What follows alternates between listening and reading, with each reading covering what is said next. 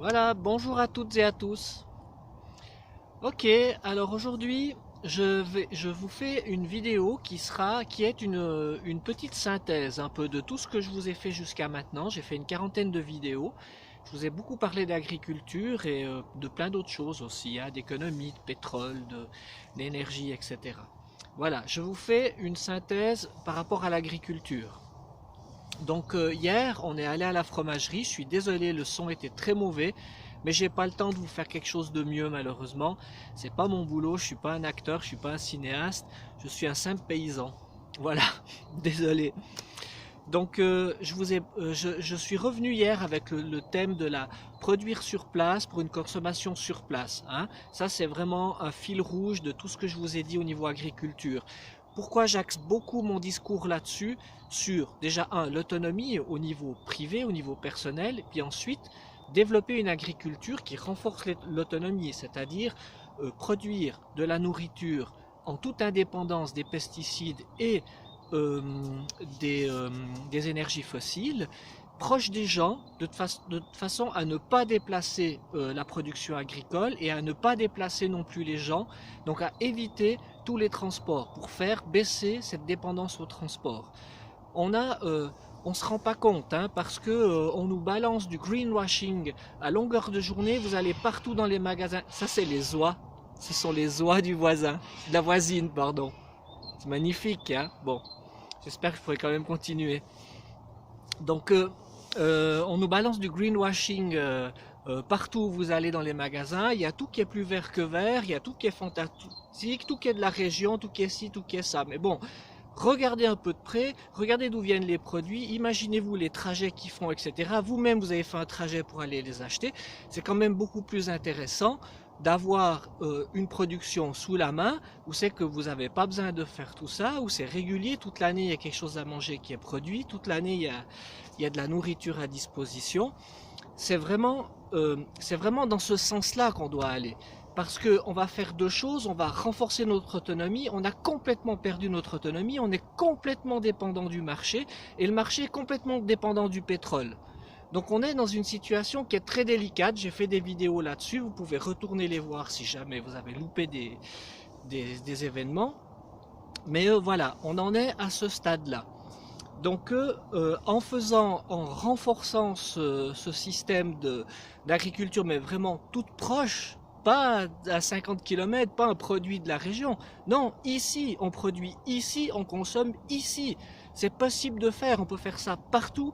On a un canton avec plein de villages partout, on peut installer des micro-fermes dans tous les coins, avec des productions comme ça, des maisons du terroir, comme je vous ai déjà parlé dans les... Il y a une voiture. Comme je vous ai déjà parlé dans les autres vidéos, et ainsi augmenter notre autonomie et surtout baisser drastiquement les émissions de gaz à effet de serre. Voilà. Ça, c'est un petit peu les chantiers du futur. Parce que si on décide de prendre ce chemin, si on est raisonnable et qu'on décide de le prendre pour faire baisser rapidement justement nos émissions, si on est sage, on va mettre en place ces structures, on va le faire. Si on ne le fait pas, un jour ou l'autre, on va être confronté à ça parce qu'on va avoir un problème au niveau de la disponibilité d'énergie. Moi, je ne souhaite pas d'en arriver là parce qu'en arriver là, ça veut dire qu'on aura encore brûlé des quantités phénoménales de pétrole, on aura augmenté les dégâts qu'on a déjà fait au climat et ça coûtera de plus en plus cher. Plus on traîne, plus ça va coûter cher. Voilà. Alors, maintenant, au niveau de l'agriculture en général. Donc là, on est dans une saison où on est en campagne politique, hein. Donc je vois un peu tous les arguments qui sont déployés, je vois un peu ce que disent les gens qui sont concernés par le milieu de l'agriculture et tout. Et je trouve on est en train de s'égarer complètement, quoi, complètement avec les débats, parce qu'on débat sur est-ce qu'il faut garder l'arsenal chimique? Est-ce que c'est raisonnable de passer au bio? Oui, non, oui, non, oui, mais le bio ça fait quand même si, oui, mais si on renonce à l'arsenal chimique, on va devoir importer, etc. On va faire de la pollution ailleurs.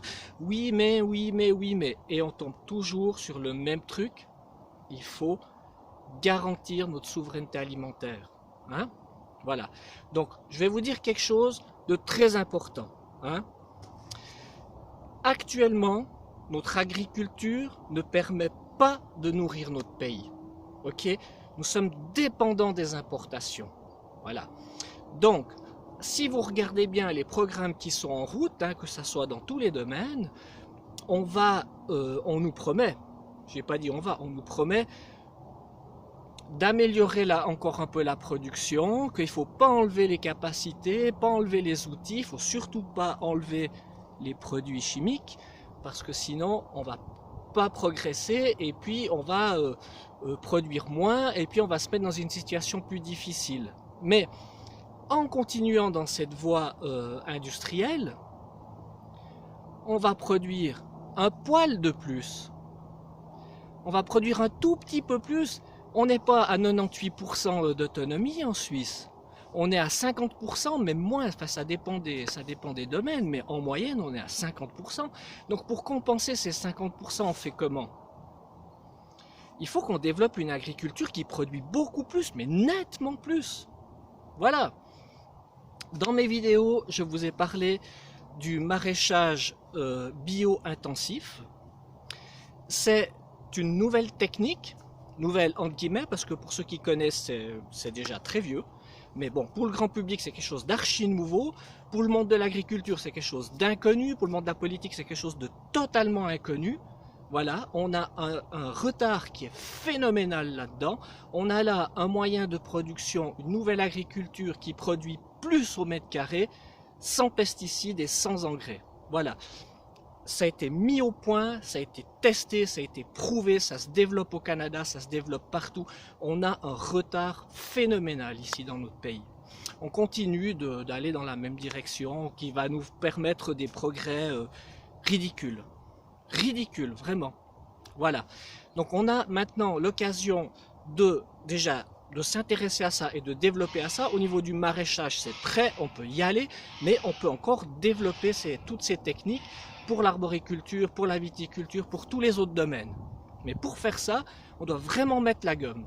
Il faut mettre l'argent, il faut mettre l'énergie là-dedans, et puis il faut foncer. Voilà.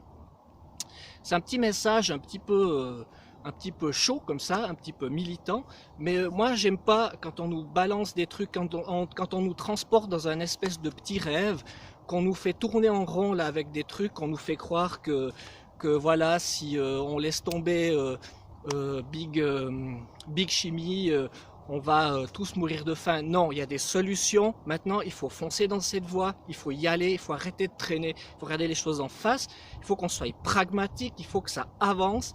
Et puis comme ça, on va pouvoir transformer notre mode de production et garantir, pérenniser, stabiliser notre société aussi. C'est très important d'avoir une production indigène qui soit forte pour notre autonomie, pour la paix, etc. Voilà. Petit message un peu chaud. Je vous laisse avec ça pour aujourd'hui. Hein.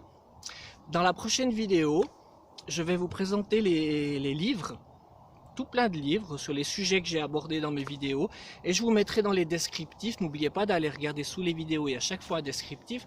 Je vous mettrai dans les descriptifs des liens pour des vidéos, des liens pour des livres, etc. pour les gens qui veulent aller plus loin sur les différents sujets que j'ai faits. Voilà, alors je vous dis à la prochaine. Ciao, ciao!